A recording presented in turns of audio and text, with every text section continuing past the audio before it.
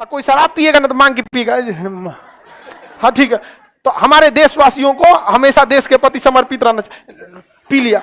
Putin इस विद्रोह को दबाने के लिए सबसे अच्छा रास्ता यूक्रेन चुना और युद्ध को लंबा खींचेगा पुतिन, ताकि उसके विरोध में चल रहा आंदोलन वहां से और दब जाए।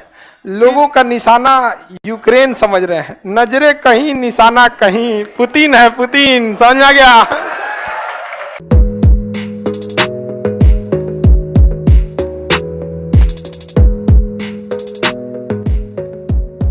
समझ में गया।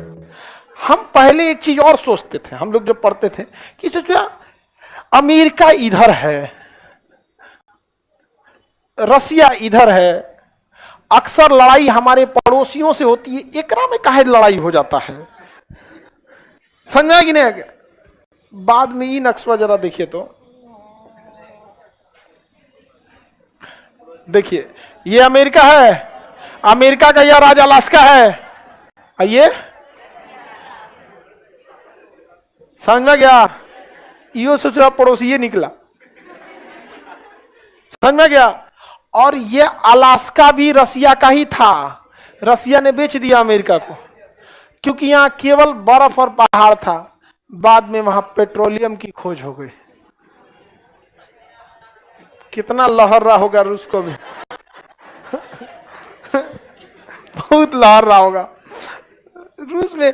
रूस के कुछ कुछ राजाओं ने बहुत बड़ा गलती किया। एक गैरवाचोक था, गैरवाचोक पगला था। उसी के समय रूस 15 देशों में टूटा था, सोवियत से।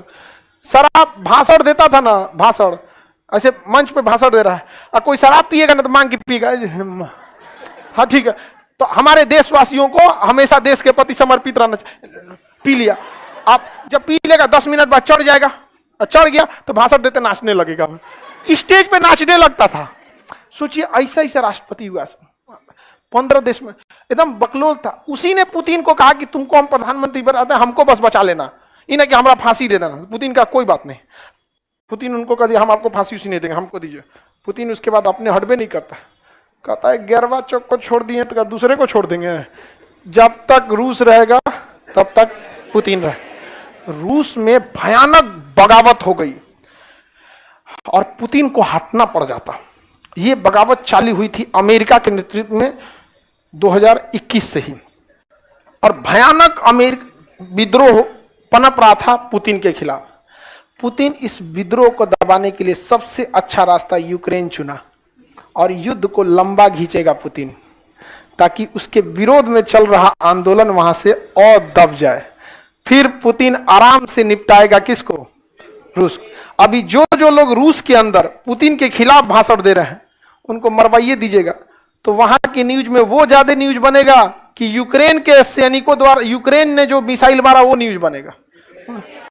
यूक्रेन मारा, रूस का एक फौजी शहीद हो गया, उधर पुतिन एगो नेता को मरवा दिया, थोड़ा न्यूज बनेगा कि शहीद हुआ ही। अभी युद्ध लंबा चलेगा। लोगों का निशाना यूक्रेन समझ रहे हैं, नजरे कहीं निशाना कहीं, पुतिन है पुतिन, समझ आ गया। पुतिन को समझना सबकी बस की बात नहीं है। जब तक पुतिन जिंदा है रूस उसी के कंट्रोल में रहेगा। इसीलिए हम थोड़ा सा कम बोलते हैं। पुतिन जान जाएगा कि सब भंडा फोड़ देता है मेरा ना, तो फिर हमको ध्यान देगा कान सा।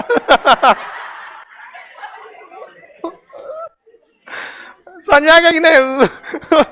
पुतिन सोचेगा दूतावास वगैरह होता है ना, राजदूत रहते सब, वो सबके लिए टेंशन हो जाता है। कभी कभी कहता है खान सर इतना भी नहीं बोला जाता है, आप कुछ ज्यादा ही खुल जाते हैं। हम लोग कहें कि देखिए सब समझाता है ऐसे नहीं होना चाहिए, लेकिन फिर वही बात, बिहारी हैं लोग, है कि नहीं? जब सिकंदर के आगे नहीं झुका तो पुतिन क्या? सिकंदर लौट के गए थे कि नहीं यहां से? खैर अब उसका अपना काम है, हम लोग का अपना काम। लेकिन बात समझिए, आपको जो मीडिया दिखा रही है कि रूस मार रहा है, रूस पिटा रहा है, रूस हार रहा है, रूस लंबा खींच रहा है और रूस इसको खींचेगा, क्योंकि रूस ने यही रणनीति चल के हिटलर को हराया था। यूरोप की सबसे बड़ी कमजोरी है ठंड का दिन, और ठंड का दिन आ गया है और पूरा गैस पेट्रोलियम रूस के कंट्रोल में है। अब अगर ये रूस से नहीं खरीदेंगे तो ये खरीदेंगे किससे? सऊदी अरब से, और सऊदी अरब प्राइस नीचे करना चाह नहीं रहा है। और यूरोप की, ब्रिटेन की अर्थव्यवस्था डूब गई है, मजबूरी में खरीदना पड़ेगा किससे? रूस। तो रूस कहेगा उसको हथियार देना रोक दो तो यूक्रेन का हथियार रुकेगा, फिर पुतिन आगे जाएगा। समझ में आ रहा है कि नहीं यार? अंतरराष्ट्रीय इंटरनेशनल रिलेशन बहुत खतरनाक होता है। ये आपको जो दिखेगा ना, इंटरनेशनल जो सांप होते हैं वो काटते हैं से तो 2 साल बाद लहरता है, तुरंत नहीं लहरेगा। समझ आ गया कि नहीं गया? पुतिन का काटल आज ना लहरेगा बहुत दिन बाद लहरने वाला। समझ में आ रहा है कि नहीं आ रहा है? किसी को दिक्कत? तो आपको दिखाया जा रहा है कौन सी लड़ाई? यूक्रेन और रूस। कहानी तो पीछे कुछ और है। समझ में आ रहा है कि नहीं आ रहा है? जब देश पे संकट आता है तो लोग राजनीति भूल जाते हैं, सब में यही होता है। यही हाल हुआ था चाइना में 1962 में, माओ के खिलाफ 1960 में माओ के खिलाफ पूरी बगावत हो गई थी। माओ ने 62 में हमला कर दिया भारत पे, सारा बगावत शांत, सारा बगावत शांत, क्योंकि यहां युद्ध होते, यहां बिना मतलब युद्ध किया था हम लोग से, ये समझ नहीं पाए थे। इसलिए जब भी आपके पड़ोस में अगर आंतरिक बगावत हो रहा है तो अपनी सीमाओं को चौकस कर देनी चाहिए। इसलिए भारत सरकार, इमरान खान पे बगावत हो रहा है ना, वहां की सरकार को अभी कहीं ना कहीं इधर घुस जाएगा, सब कश्मीर उश्मीर में। इसलिए पूरी हाई अलर्ट पे है इंडियन आर्मी। आओ ससुरा तोरा बताते हैं हम। समझ में आ गया कि नहीं आ गया? तो ये सब चीजें बहुत जरूरी होती है।